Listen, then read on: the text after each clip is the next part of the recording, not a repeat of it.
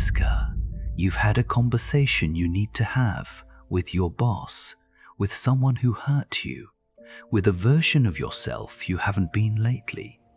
But you haven't had it yet, so your brain starts running it, how you'd open, what they'd say, how you'd respond, how it might go wrong, how it might go right. You've had this conversation so many times in your head that it almost feels like it already happened. That's Jouska. The compulsive imaginary conversations you conduct in your own mind, the arguments you win in the shower, the confessions you give at 2 a.m. to nobody, the versions of yourself that are braver, more articulate, ready. The strange thing is how real they feel. Your body responds to them, your heart rate goes up, your jaw tightens. You're genuinely preparing for something that may never happen, and when the real moment finally comes, it's always slightly different from every version you rehearsed. Liberosis. There's a version of you that just doesn't care as much, doesn't replay the small embarrassments, doesn't track whether they responded warmly or neutrally, doesn't spend Sunday evening quietly dreading Monday. You've seen people who seem to operate like this, and it looks like a superpower from the outside. Liberosis is the desire to care less, not to stop caring entirely. That's a different problem. But to dial it down, to let things roll off more easily, to not feel every social interaction afterward like evidence in a case you're building against yourself. Most people who feel this don't actually want to stop caring. They want to care at a level that doesn't cost so much. They want to love things without the fear of losing them attached. They want to be in the moment instead of watching themselves be in the moment. That gap between caring and being consumed by it is where Liberosis lives. Adronitis. You meet someone, a new friend, a potential partner, a stranger at a party who says one interesting thing, and suddenly you want to know everything. What they're afraid of, what they think about at 3 a.m., what their face looks like when they're genuinely happy versus politely happy. The real version of them. But you can't just ask that. You have to earn it. There are months of small talk and casual hangs, and slowly building trust before you get anywhere near the actual person. And somewhere underneath the normal warmth of new connection, there is Adronitis. The frustration of how long it takes to really know someone. It's not impatience exactly. It's more like being locked out of somewhere you can already see through the window. The depth is right there. You just have to wait your turn. Nodus Tollens, you're somewhere in the middle of your life and you realize you can't quite figure out what the story is anymore. When you were younger, there was always a clear next chapter. School, then this job, then that goal.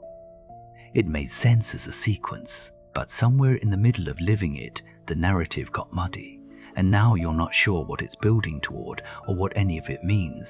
That feeling is Nodus Tollens, the realization that the plot of your life doesn't make sense to you anymore. It's not the same as being lost. You know where you are.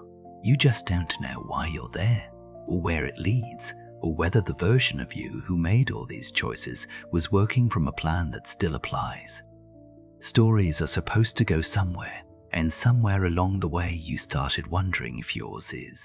Ellipsism. You'll never find out how it ends. Not just your own life.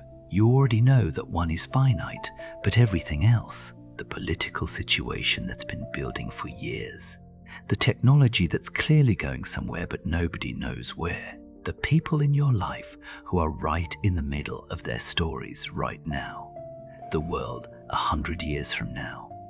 Ellipsism is the sadness that you'll never know how it all turns out, that history will keep moving after you leave it, that people you love will have futures you won't witness, that the questions you find most interesting will probably be answered eventually, just not while you're around. It's a strange grief, mourning something that hasn't ended yet, and it's especially strange because the world continuing without you is not a tragedy. That's the whole point. You just wish you could check in somehow. Just once. On Tinonk, something is pulling at you and you don't know what it is. Not a goal you can name, or a person you miss, or a place you want to go. Just a persistent, low-level pull in some direction you can't identify. A sense that something is waiting for you that you haven't found yet, that there's a version of your life that fits better than the current one. This is Undinunk, a word rooted in Iroquois tradition, the secret wish of the soul, the inner hunger that doesn't have a clear object. The thing you're reaching for when you don't know what you're reaching for. Most people experience this as restlessness, the urge to rearrange your life without knowing what arrangement you're looking for. The feeling that somewhere just outside what you can see there is something that would make the reaching stop. Vellichor. You walk into a used bookstore, old paper smell, narrow aisles, handwritten price tags. Every book in there has already lived a life before it ended up on that shelf. Someone bought it deliberately once, read it or didn't, left a train ticket inside as a bookmark, or underlined something in pencil. Some phrase that meant something to them in 2003, and then, for whatever reason, the book got let go and ended up here.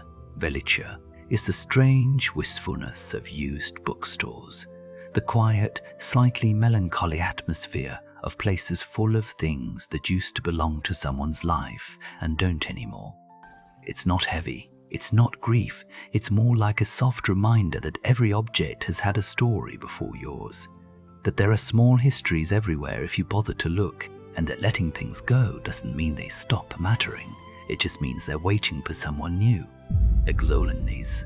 Something happened to you that changed you, and you tried to explain it to someone. You got partway through and watched their face stay politely attentive, and you realize mid-sentence that they're not going to get it. Not because they're not trying, just because they weren't there. The experience doesn't translate, so you stopped. You said something like, "Anyway, it's hard to explain," and moved on, and they nodded, and the conversation went somewhere else, and you came away feeling slightly more alone than before you started.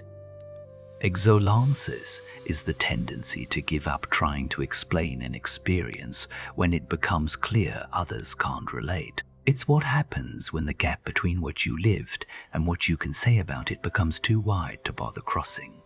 Some things just stay untranslatable, and after a while you stop reaching across. Vemödalen.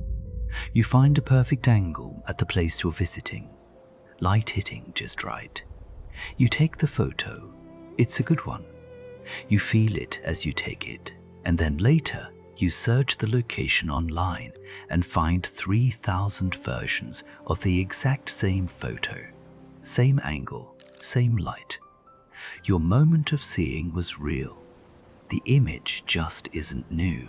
Vemödalen is the frustration of photographing something amazing when you know the same photograph already exists. The realization that the thing you wanted to capture has already been captured by thousands of people before you, and you're just adding one more to the pile.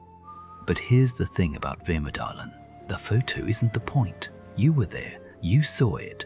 The experience doesn't become less real because someone else had it first. Originality is overrated. Presence isn't. Kenopsia. There's something specifically unsettling about a place designed for people when the people are gone.